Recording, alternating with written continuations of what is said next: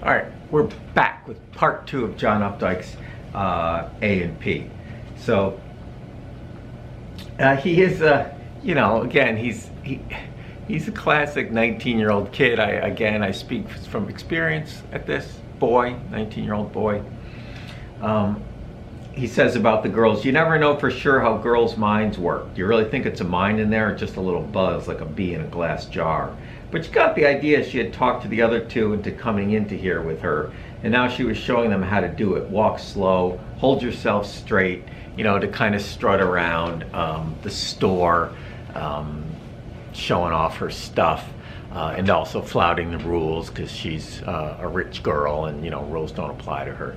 But Sammy's, cuts her down in his head, a little anti, if an adult male, I know 19's an adult, it's not really an adult. No offense to you who are 19, but when you're 51, you'll really realize how young 19 is. You never know for sure, but it's classic, so he's not really sort of like starstruck by them. I think he sees them, there's something admirable in them sort of doing what they want to do here. And again, they're turning heads, but they're not really hurting anybody. And Langle's just laying down, the manager's just enforcing the rules. He's doing his job. However, dude, it's not like they're in the back of the store kicking a ball around or creating problems. They came in, they got what they wanted, they went to the checkout, they're on their way out. He actually, by admonishing them for the way they were dressed, kept them in the store longer than if he had just let it go, right? Let it go, let them leave. They're probably not coming back anyway. They're probably not going to be regular shoppers there. So, nobody's terrible. Okay, this is important. Nobody's terrible in this story. These girls are not terrible. Langle's not terrible. Sammy, Stokesy, the butcher, none of them are terrible. They're actually quite ordinary for the social, economic, for the roles that they play. So that's an important point. None of them are saints, none of them are terrible. Guess what? They're people. Sammy, though, he's a smart kid. And some of you, my morning class referred to his action here at the end as impulsive. That's, Updike tries to make the point that he's not being impulsive. So I want to read this line to you. This is when he's ringing them up. All this while, the customers had been showing up with their carts, but, sheep seeing a scene, they had all bunched up on Stokesy, who shook open a paper bag as gently as peeling a peach, not wanting to miss a word. I could feel in the silence everybody getting nervous, most of all Langle, who asks me, Sammy, have you rung up this purchase? I thought and said no, but it wasn't about that, I was thinking. I go through the punches, 4, 9, grok, tot. It's more complicated than you think, etc., etc. I uncreased the bill. Of course, the girl pulled the... Uncreased the bill, tenderly as you may imagine. It just having come from between the two smoothest scoops of vanilla I'd ever known were there, and passed half a penny into her narrow pink palm, and nestled the herrings in a bag, and twist its neck and hand it over. All the time thinking. All the time thinking. So impulsive somewhat, but it's not impulsive like, duh! Right, without thinking. Now he could have gone home and thought about it overnight, but I don't quite want to use the word impulsive. He does think it through, and the girls, and who'd blame them, are in a hurry to get out, so I say I quit to Langle quick enough for them to hear, hoping they'll stop and watch me, their unsuspected hero, but they just keep going. So, and he's okay with that.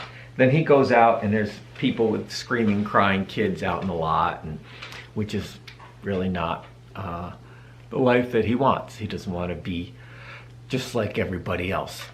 So no one in the story is bad. No one's all good. They're all fairly human, frankly, fairly realistic.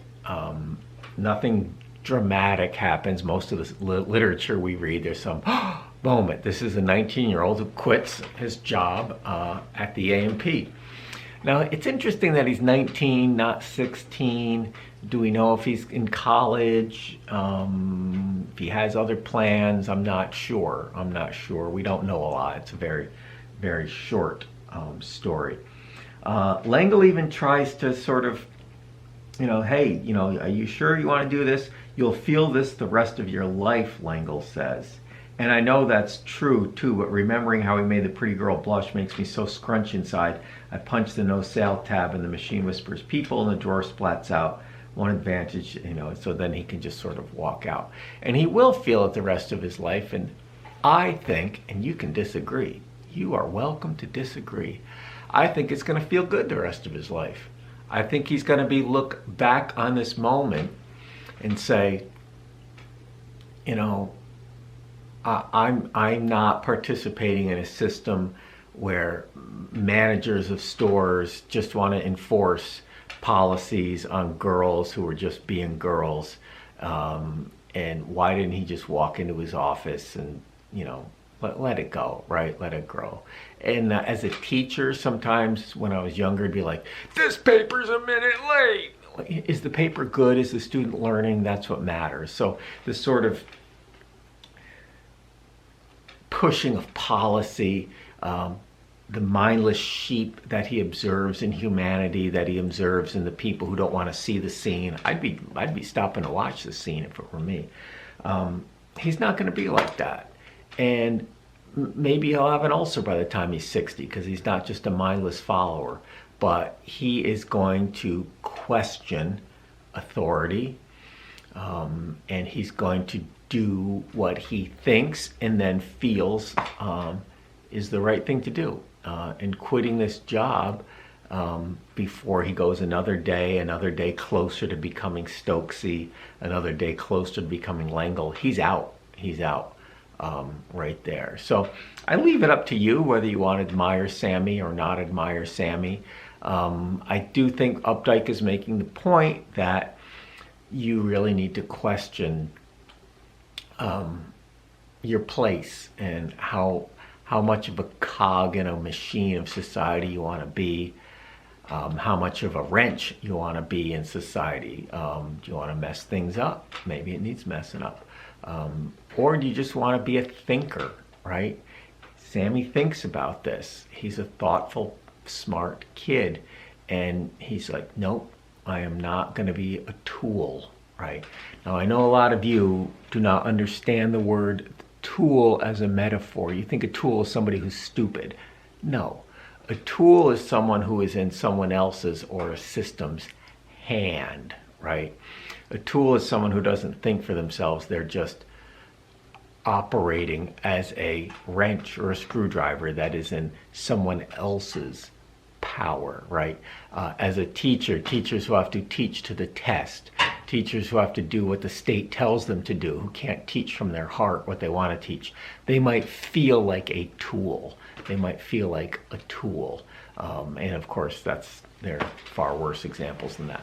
So Sammy does not want to be a tool. So that last line of the story, my stomach kind of fell as I felt how hard the world was going to be to me hereafter. It's easy to be a sheep like most of the people in the story, but to be thoughtful, to cut your own path, that's a lot harder. But I think on your deathbed, you don't want to be thinking, I was a sheep. You want to be thinking, I was a person. I was an individual. Still, you wind up dead. All right, very good. So a quick in and out here, just 2 parts on A&P. Very good, fun little story. Nothing too tragic happens to anyone. I think it's a good ending. Maybe it's a rare happy ending that we have, except for Stokesy. Stokesy is, he's gone down the path, but who knows? Maybe he loves his wife. We'll see ya.